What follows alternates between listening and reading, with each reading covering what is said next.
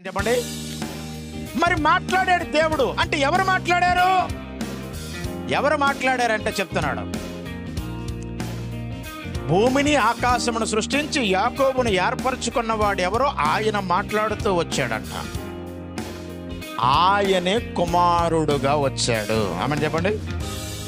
ఆయనే అదండి ఈ కుమారుడు.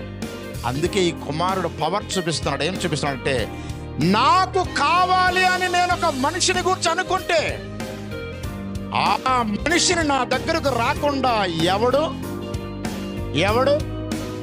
ఏ కులంలో ఉన్నా, ఏ మతంలో ఉన్నా, ఏ దేశంలో ఉన్నా, ఏ కమ్యూనిస్ట్ దేశంలో ఉన్నా, అర్థమవుతుందా? ఎలాంటి పరిస్థితుల్లో ఉన్నా నేను కోరుకుంటే ఆ జీవితంలోకి వెళ్ళాలని ఆ వ్యక్తిని నా దగ్గరకు రాకుండా ఎవడు? హల్లెలూయా చెప్పండి.